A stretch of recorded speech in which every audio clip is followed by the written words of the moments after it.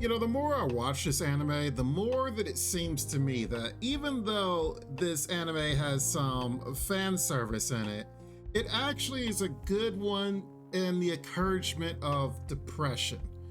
You know, you go through life and you have a lot of issues that that may afflict you, and yet this one actually does give you encouragement. Like each episode that we've been having discussions and talking about the Iceblade Sorcerer shall rule the world, it has some really good advice to kind of help you if you're struggling through depression, or if there's something weighing heavy on your mind, that it gives you something to really think about and you're like, oh man, and then you kind of feel better about yourself.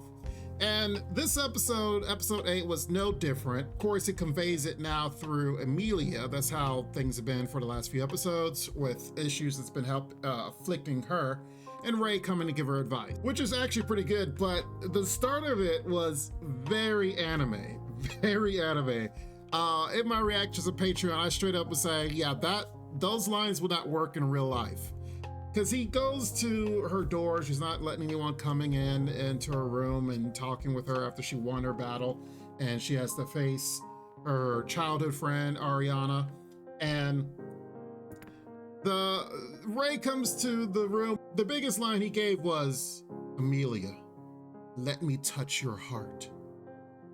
I want to touch your heart.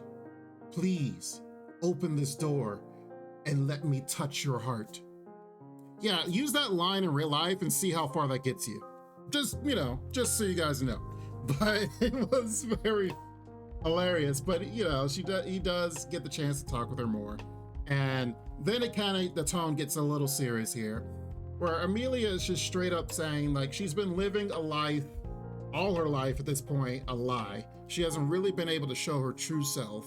And she's kind of just goes with the line, it's like, what is the point of living? What is the point of me continuously to live if this is my life thus far of portraying this lie? And Ray comes up and is like, there is no point to life. And she's like, wait, what? But he basically was saying, there's no point to life, but it's up to you to make life what you want it to be.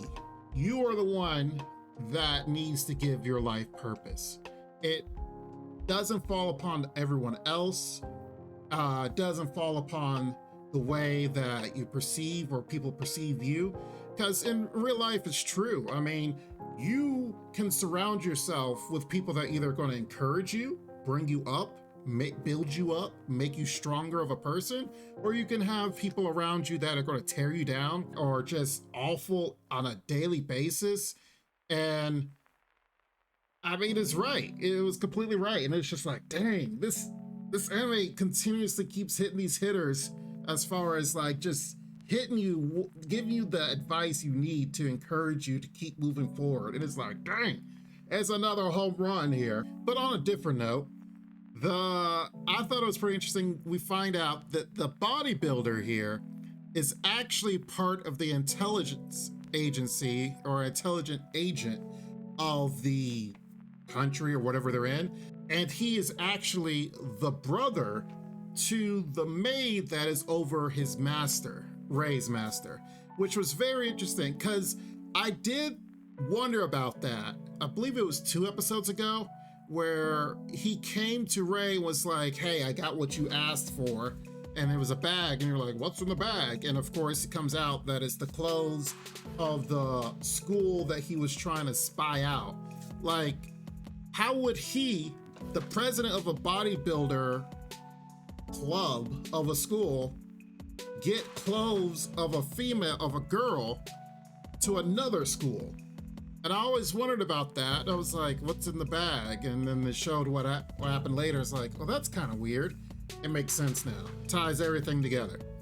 And I was like, all right, it makes sense now. Okay, that's cool that they gave us that information. And this scene right here was actually pretty funny, how they're talking to each other about some information, yet they're posing, you know, like bodybuilding poses in the middle of it. And it's like, okay, I mean, that's not necessary, but sure. Now, the fight scenes in this anime are actually still really good. Amelia pops off here and has this nice little butterfly effect going on. We find out that it's like explosive butterflies that she's able to cast them and they fly to a target or go somewhere and explode on contact, which looked like a really cool move. But then Ariana gets a power up, and then now she's feeling all like, oh no, I'm going to lose.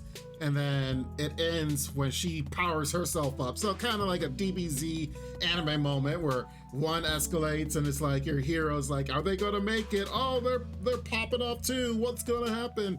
So it kind of ends in that note, which great fight, I will say.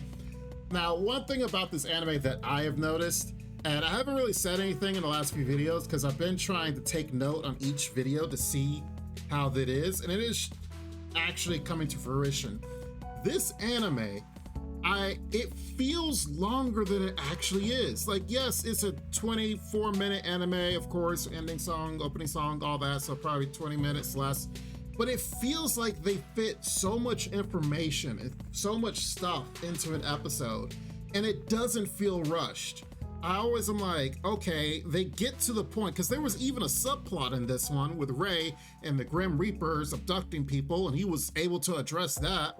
And of course, granted, it didn't take long, but it didn't feel like it was like, oh man, he's down there forever, or how's he gonna do it? No, he got to the point, defeated them, and bam, moved on. It just never feels rushed, but it feels like they fill so much content in to each episode. Because honestly, I was expecting this episode to end with however much they're talking, the intelligence information, the subplot with the Grim Reapers.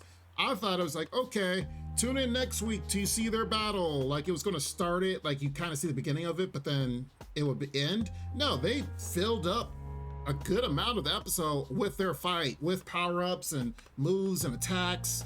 And it's like, okay. Now, granted, it did cut off at the very end when it's gonna be another cliffhanger and climax, understandable. But each episode has been feeling longer than you think it is. Like next time you watch this anime, sit there and kind of watch what's going on and see if you see what I'm talking about. Does it feel rushed to you? I mean, comment down below what you guys think, because for me, I'm like, I was sitting here and like, man, oh, they're already getting to this. Oh man, the episode's about to go off. And I don't like wiggle to see how much left is in the episode. But I'm like, wow, okay, we're still going. All right, let's go. Let's hit it, you know? And I think it's making of a good anime, and it still fits in its funny moments and fan service and such. So all around, I actually enjoy this anime a lot. Tell me what you guys think, and make sure you guys are subscribed if you haven't already, because we definitely have a lot more anime reviews coming up. And this one, it's a good anime. I actually enjoy it. I like it, and I do want to see how it progresses. My guesstimate is the fact that the Amelia arc is going to finish, and then we're going to get into the arc with another girl, the purple-haired girl that's basically a few years ahead. We will see, because it kind of it's touching her, but hasn't fully gone into her, but we'll see. Anyway, you guys have a good one. You take care. I will see you on the next review, but definitely check out all my social medias, and don't forget to subscribe. Have a good one. Bye-bye for now. This ain't what you want, bitch, I'm a fucking phenomenon.